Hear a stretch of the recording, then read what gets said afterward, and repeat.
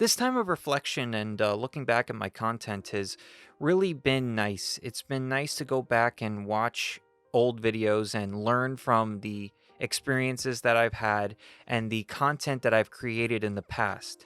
Uh, Mostly because I feel like it's doing two things for me: helping me grow, meaning I can appreciate how far I've come, and also I can look in a broad scale of the whole video, the whole production, and figure out what steps do I need to take to make it that much better. So without any further ado, welcome back to the Rebel Tech channel. I'm Justin, and in this video, we're going to talk about the Rode PodMic and talk about my 1 year experience with it, what kind of things you guys can use it for, and give you some perspective in different elements that you might use it in, and just overall what kind of microphone this is. But before we get started, if you have any questions, comments, or anything whatsoever, please leave it down in the comments section down below. I'll be happy to answer any questions you guys have about the Rode PodMic, content, gear, anything whatsoever. I love the conversations that we've had, and I look forward to the future ones that we're going to have. And of course, if you found this video helpful, entertaining, or anything whatsoever, please leave a like and consider subscribing.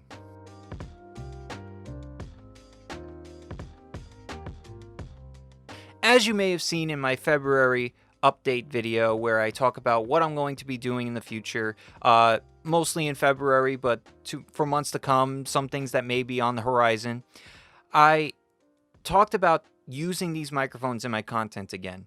And I'm going to start off by revamping those old videos and doing an AT2020 video, doing a Rode PodMic video. It's really nice to get back to those roots. And it's really nice for me personally to put out a better version of those videos because it gives you guys some better content and up-to-date content on these videos. So just full disclosure, if this seems a little redundant, I apologize, but I want to go over everything that I covered, all tech specs and everything like that on the Rode PodMic. It's one of those things that I really want to get out there, and it's something that I feel that I owe it to you guys. And something that I do owe you? I owe you a updated montage, so enjoy this and I'll be right back.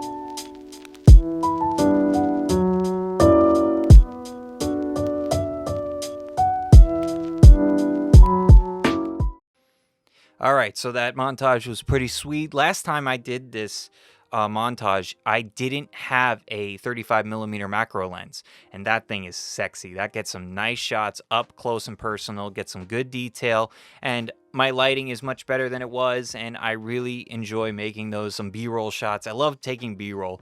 I'm a big fan of Peter McKinnon and his B-roll shots, so I try to obviously not get it close to what he does, but I am inspired by him in the sense of creativity in that sense. So now that we've seen it up close and personal, how sexy it looks, let's talk about how the build is. And if you've seen my videos in the past based around the Rode PodMic, it is a tank. And it's one of those things that is deceivingly heavy. It's very dense, very small, but very dense. When you're holding it in your hand, you're very surprised by the weight. Now, aesthetically, it's very, very pleasing to the eye. Got some nice lines, and it's really cool to see a microphone be built with looks in mind in addition to the performance of it. So of course you have the two tones, you got grays and you got blacks. It's really cool mesh of both. Speaking of the mesh is gray, very sturdy, all metal, except for these turning knobs that adjust the yoke mount. So those are hardened plastic. I haven't had a problem with them. And this, like I said, is a year old and doesn't have many battle scars, but I haven't owned it as much as I own the AT2020, and that has a lot of battle scars. So this one will eventually have those scars after I use it for an extended period of time. Moving on to the mount. The mount is very sturdy.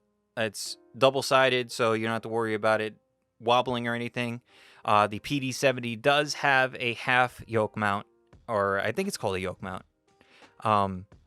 And I haven't had a problem with it, but I feel that this is more sturdy, just in my opinion. So the next thing we're going to do is the weight and the dimensions. And as I was saying before, this thing is a thick boy, maybe even 3 C's on that thick. And here you go. What I mean by thick is this thing's weighing in at 937 grams, which is equivalent to 33 ounces. That is heavy, especially when I tell you the dimensions.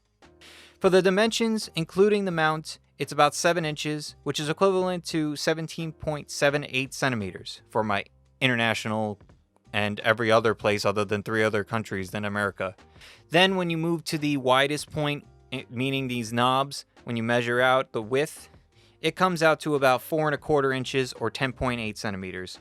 So it's fairly wide. The microphone itself is probably 2 inches, but you got to consider everything together because you're probably not going to be using it off of this.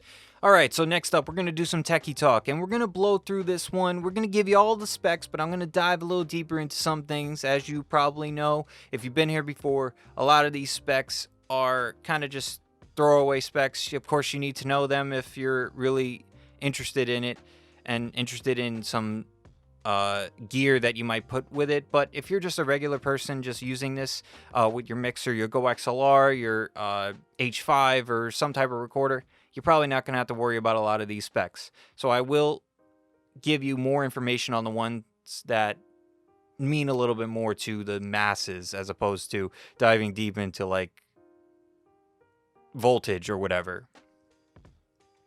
So some easy ones. The cardioid polar pattern, easy one. It's a heart.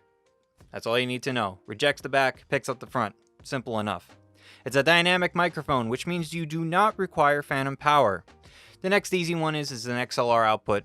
Pretty simple, very standard. And you're going to have to go to a recorder or audio interface to use it.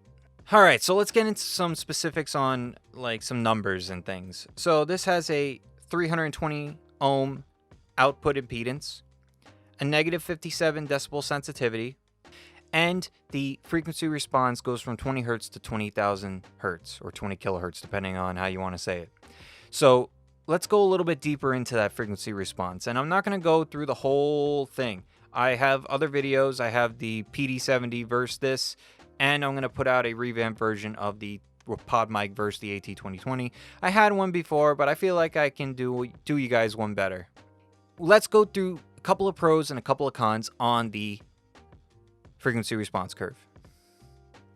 So some pros that we have are it has some good presence in the low end. And this means that it's got enough meat on the bones in those low ends so you don't lose any detail if you have a more bassy voice or if you want that broadcast style of audio.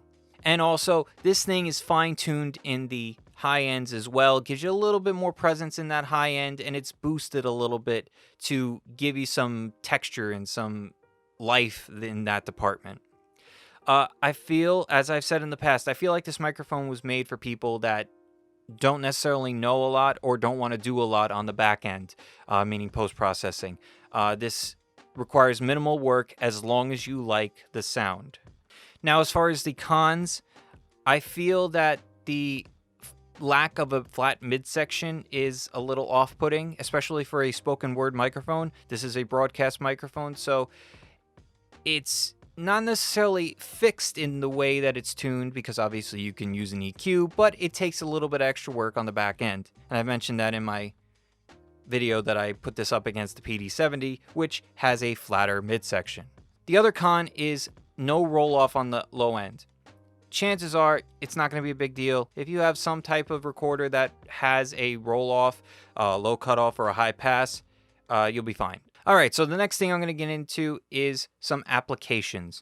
And the major thing that you're going to be using this for, at least in my opinion, is streaming and podcasting. This is what this microphone was made for. It's made for podcasting. It's called the PodMic. Duh. So, podcasting and streaming are pretty much the same thing. They're in the same broadcast family. You could, of course, use it in YouTube videos. Like, for example, if you do YouTube videos like talking head stuff and you don't mind the microphone being in the shot, this is right for you. It's a great price, great addition to your content. And at $100, it's not really going to kill you. I mean, a lot of times these microphones, they cost a lot of money, and yeah, sure, you're going to hear the difference, but is it worth it in the sense that are you gaining anything in your content? Sometimes you got to take the choice of making your content better as opposed to upgrading your gear to make your gear is not going to make your content better. Your skill set and you are going to make your content better. So one last thing I want to get into before we do some other tests in some other areas. We have an addition to this microphone. This pop filter I found on B&H, and I got it on sale. I got it for $20. It was 50% off, I think. I think it goes for retail $40, which was a little steep in my opinion. If you can get it on sale, I get it on sale. If not, go get another one. Because this thing, it says it has some pop filter built in, but it's not that great. So let's do some tests.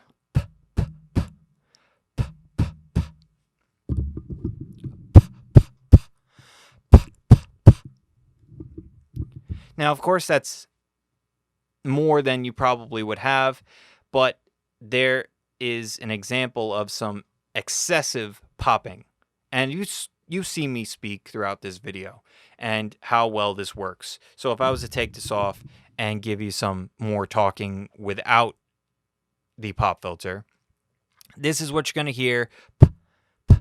So those are excessive. Those are excessive pops. Here's another example with my metal pop filter. See, it's much more of a redirection as opposed to this one, which dampens it. It's actually a very good pop filter. I have some issues with it, but I'll cover that in a separate video based on just that. So you guys can just watch that and enjoy a shorter form video, because I'm not going to get into the use of the pop filter in this one, but I will in the future. The trim on the Zoom F6 is about 50 decibels. And I'm going to be quiet for about 30 seconds to give you an idea of what the noise floor is. I might boost it in post, so I'll put that up in the corner for you guys.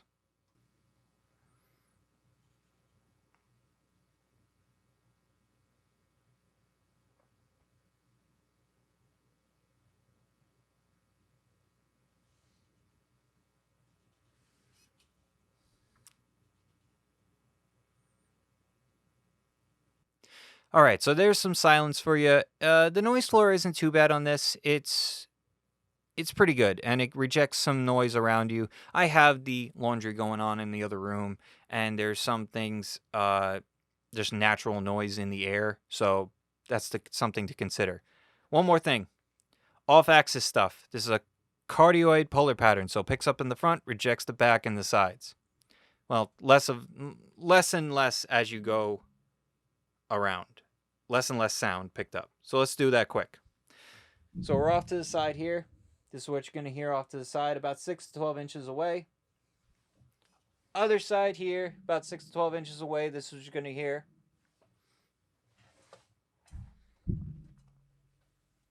And finally, up from the rear, that's what you're going to hear. So yeah, much more thorough than I was last time. And I really learned a lot from looking back on those videos. It really helped. All right, so we're in my dining room right now. The room is about 20 by 12 feet, and you have no treatment whatsoever in this room. we have the Rode PodMic about 6 inches away from my mouth right now, and this is what you're going to hear in an untreated room in a place where it's really not friendly to audio, to be completely honest. If you're in a situation like this, you try to reduce the amount of reflections as possible. You try to do your best to make it as sound friendly as possible. Some ways to do that is you put up soft surfaces over the hard surfaces, like you put up blankets, or you put up, like if you have those portable walls that you can have as dividers in an office building, you could bring those along if you'd like. But if you're just in this scenario, you try to get as close to the microphone as you can and hope for good quality audio. And of course, I'm not adding anything to this. I have just the natural room, and that's pretty much what you're going to get. I can't say much more other than good luck if you have this scenario. I highly recommend using some cheap options, like even blankets. You could take a blanket and pin it up somewhere, and it will reduce the reflections off the walls or even the ceilings. It's one of those things you got to play around with and see if you could fix it. So if you were to do something like you have a lot of reflection off the walls and it reverberates back, and that is just off-putting when it comes to audio. Just in my opinion, it's not, and probably a lot of people's opinion, it's not very appealing to people. Next, we're going to have a little quiet session here, a little bit 30 seconds of just nothing, and see if there's a difference between the noise in this room and the noise downstairs.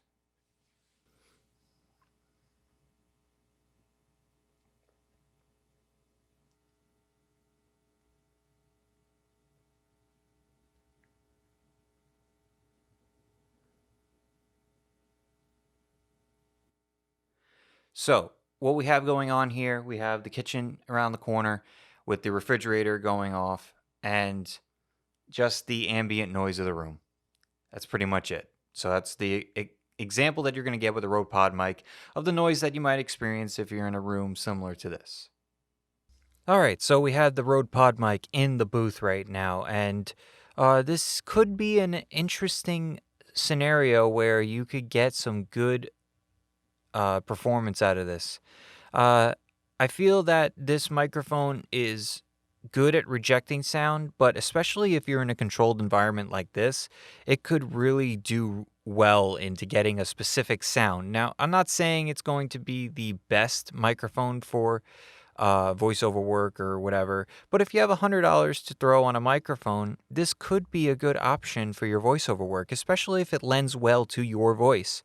It's tuned a certain way that you get some of that low end. You hear it you hear in my voice. You hear the more lower buzzing of the nasal, the low mids here in my nasal passage here. I'm a nasally person, so that should make sense. It emphasizes that. You could hear it. And you could always fix it a little bit in post. You could take some of the muddiness out. You could take the highs and give some more presence if you like, more treble on it. But if this is something that you enjoy the sound of, it could be good in a voiceover scenario. So now we're going to do a 30-second quiet session and see how this microphone does in the booth when it's quiet.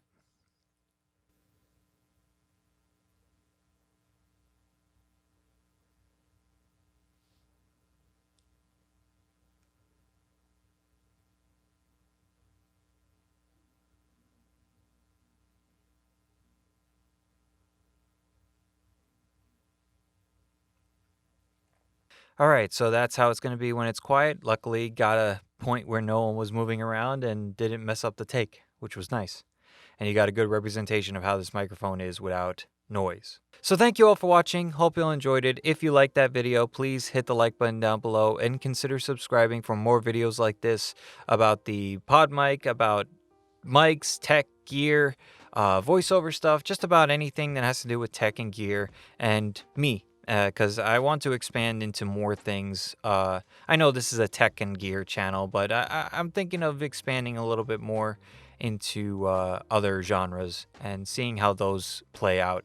If anything, they would just be for me to have just content to look back on, which would be nice. And if you have any questions, comments, or anything whatsoever, please leave it down in the comments section down below. Please be positive. That's all I ask. And constructive criticism is always welcome here, because I know I make mistakes. And as long as you guys be nice about it and say, hey, if you could do this a little different, or if you can maybe next time do something a little different, whatever, or make a change or whatever, just constructive criticism. That's all I ask, just positivity and things like that. Don't be negative, because to be honest, I'm just going to delete it and I'm just going to ignore it. It's just the way it is. I'm not going to allow negativity and like trolling on the channel, because it's just not do that somewhere else. We don't need it here. And if you want to ask me more directly, I stream on this channel and on Twitch every Wednesday and Saturday. It's a good time. I start off on here for about an hour doing dot-to-dot art and playing around with the Marvel books, the Spider-Man books, and there's a couple others that are out there that I want to get that are outside of Marvel and Spider-Man, but that's when I'm done with those books. I'll get the other ones too. And then, of course, I switch over to Twitch, where I play video games, answer questions, all that stuff, and hang out. That's pretty much it. It's a good time, nice chill time to get away from the world. And if you just want to stop in for 5-10 minutes and just say hi, that's totally fine too. And yeah, that's about it. As always, be safe, be kind. If you go out, please wear a mask. And I will see you in the next video.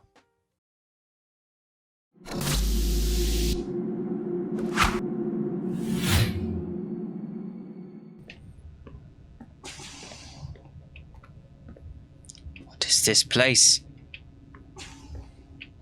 Any other sticky notes? No more sticky notes? Does your bathroom have any sticky notes? Oh, I don't want to know if there's any sticky anything in the bathroom.